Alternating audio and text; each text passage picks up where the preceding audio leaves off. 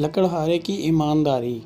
एक दफ़ा का जिक्र है, किसी गांव में एक लकड़हारा अपनी बीवी और 2 बच्चों के साथ रहता था। वो बहुत गरीब आदमी था।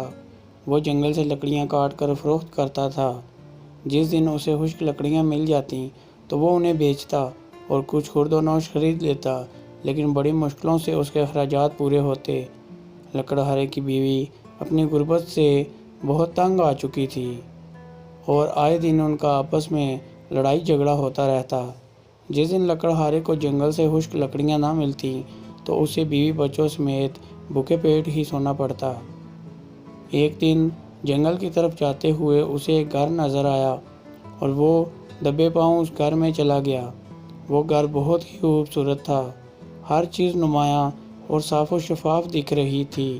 इतना साफ घर उसने अपनी ज़िंदगी में कभी नहीं देखा था। और जब उसने घर की तरफ नज़र दौड़ाई तो उसे घर में कोई इंसान नज़र नहीं आया। लकड़हारा सोचने लगा कि अगर घर में कोई नहीं रहता तो ये घर इतना साफ कैसे है। खैर, वो एक लंबी सांस भर कर मेज़ पर जाकर बैठ गया और अपनी बीवी की बातों को सोचकर परेशान होने लगा कि आज भी घर जाते हुए कुछ ना लेकर गया तो बहुत झगड़ा होगा। उसी दौरान किसी ने उसके कंधे पर हाथ रखा, लेकिन वो था कि अपनी ही परेशानी में गुमसुम सामने की दीवार को बेख्याली में घूर रहा था और अंदर ही अंदर अपनी हालत ज़ार पर रो रहा था। अचानक उसे अपने अकब से आवाज़ आई और उसे तब महसूस हुआ कि किसी ने उसके कंधे पर हाथ रखा हुआ है। वो फ़ौरन खौफज़दा हो गया। उसके जिस्म से पसीना छूटने लगा और कपकपी तारी होने लगी। लकड़हारे ने अपनी नशिस्त से उठते हुए जब पीछे मुड़कर देखा तो एक पुरस्रार शक्ल देखी और देखते ही चिल्ला उठा। ऐसी अजीब व गरीब शक्ल जिसका उसने कभी तसव्वुर भी नहीं किया था।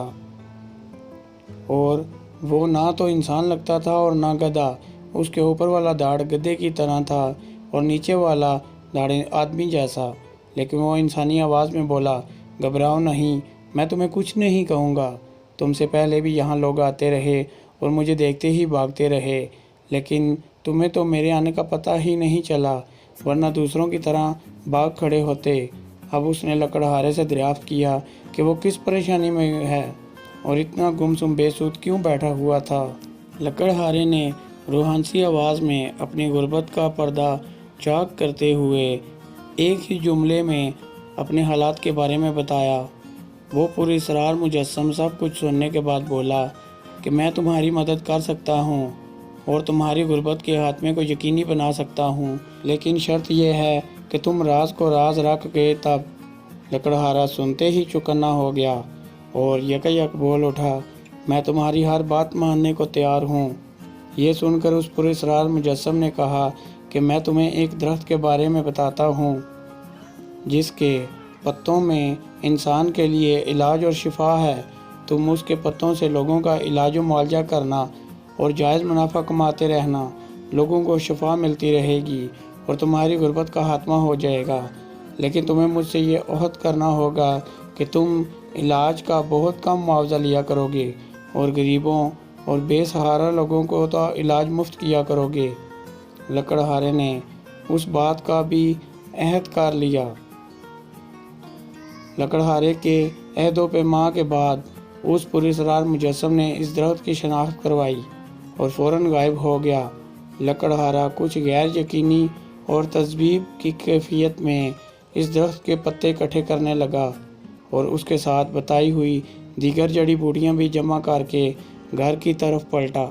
जब वो घर पहुंचा तो आज फिर उसके पास खाने पीने की अशिया नहीं थीं, जिसे देखकर उसकी खड़ूस बीवी उस पर बरसना शुरू हो गई और हस्बे मामूल कोसे देने लगी। लकड़हारे ने जड़ी बूटियाँ एक तरफ रखते हुए बान की बनी चारपाई पर एक लम्हे के लिए बैठ गया। बीवी कोसते हुए पूछने लगी कि ये कैसी जड़ी बूटियाँ उठा कर ले आए हो, इनका क्या करोगे। लकड़हारा बीवी की सुनी अनसुनी करते हुए जड़ी बूटियों का खरल डालकर कूटने लगा और दूसरे दिन सुबह सवेरे वो दवाइयाँ लेकर बाज़ार की तरफ चला गया और आवाज़ें लगाने लगा कि हर किस्म के मर्ज़ की दवा मौजूद है। हर नए और पुराने मर्ज़ का शर्तिया इलाज اپنے مریض بتائیں، مجھ سے دوائی لیں اور شفا یاب ہو جائیں۔ لوگ اس کی آوازیں سن کر ہنسنے لگے اور اس کا مذاق اڑانے لگے، لیکن لکڑہارا بدستور اپنی آوازیں نکالتا رہا، جسے سن کر ایک عورت روتی ہوئی اپنی بیٹی سمیت اس کے پاس آئی اور کہنے لگی کہ اس کی بیٹی پیٹ درد کی وجہ سے مرے جا رہی ہے اور اس کا درد کسی دوا سے ٹھیک نہیں ہوا۔ لکڑہارے نے اس بوڑھی خاتون سے کہا کہ میری دوائی اپنی بیٹی کو کھلاؤ، وہ صحت یاب ہو جائے گی۔ بوڑھی عورت نے کہا، اس کا علاج تو بڑے بڑے حکماں بھی کرنے سے قاصر رہے، تمہاری دوائی کیا حق کام کرے گی؟ لیکن لکڑہارے نے بڑے پراعتماد طریقے سے اس بچی کو پانی کے ساتھ دوا کھلا دی۔ دیکھتے ہی دیکھتے بچی کا درد غائب ہو گیا۔ یہ دیکھ کر وہ بڑھیا بہت خوش ہوئی اور بہت حیران بھی۔ یہ سارا ماجرا دیکھنے کے بعد کچھ لوگ بھی اکٹھے ہو گئے، جس سے سب حیران ہوئے، اور بڑھیا نے لکڑہارے سے دوا کی قیمت پوچھی تو لکڑہارے نے کہا صرف 3 روپے۔ بڑھیا کو اور باقی تمام لوگوں کو اس دوا کی اتنی قیمت سن کر بہت تعجب ہوا اور بڑھیا نے شکریہ کے ساتھ 3 روپے ادا کر دیے۔ لوگوں میں اس کا چرچا عام ہو گیا۔ جوک در جوک مریض آتے اور سستا علاج کرواتے اور باقی لوگوں میں چرچا عام ہوتا چلا گیا۔ جوں جوں لکڑہارے کی دوا مشہور ہوتی گئی، لوگ زیادہ آنے لگے۔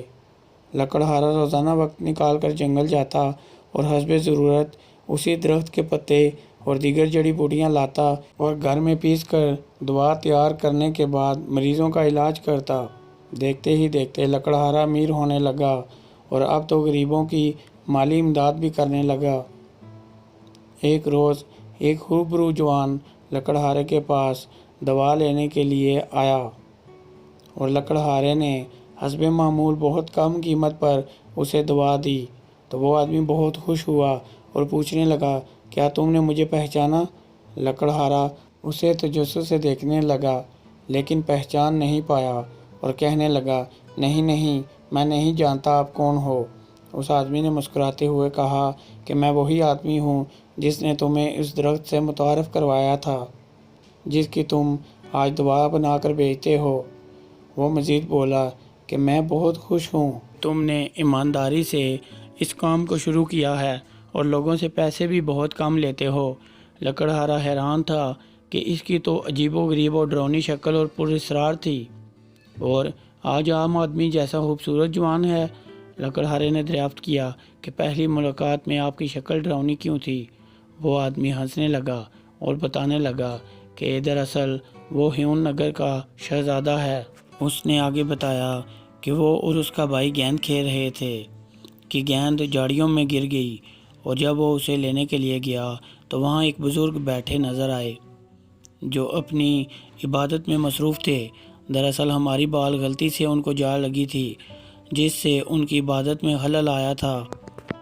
میں تو بچہ تھا اور بہت شرارتی بھی، گیند لینے گیا تو ان بزرگوں کو ناگواری میں بدتمیزی سے پیش آیا اور ساتھ ہی ان کو ٹھوکر بھی مار دی، جس کی وجہ سے بزرگوں نے مجھے بد دعا دی اور میری شکل بگڑ گئی۔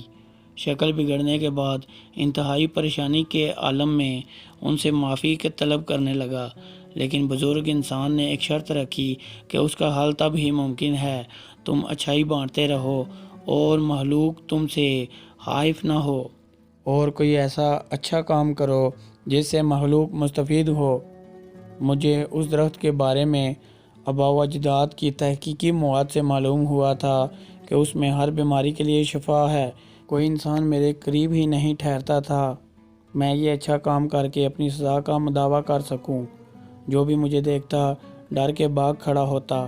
میں نے اس سزا کی قید میں برسوں گزار دیے، تب جا کر تم سے میری ملاقات ہوئی، اور یوں تمہاری ایمانداری کی وجہ سے اس بد دعا کا اثر ختم ہوا اور دوبارہ میری انسانی شکل بحال ہوئی۔ اس کے ساتھ ہی یہ تسلسل میں بولا، کیا مجھے اجازت دو؟ وہ یہ کہہ کر رخصت ہو گیا۔ لکڑہارا اپنی ایمانداری کی وجہ سے امیر تر ہوتا گیا اور لوگوں کا بہت قلیل سے پیسوں میں علاج کرتا رہا، اور عیش و عشرت اس کے پاؤں چومنے لگی۔ تب سے لکڑہارے کی بیوی بھی لکڑہارے کے ساتھ خوش رہنے لگی اور اس کی عزت کرنے لگی۔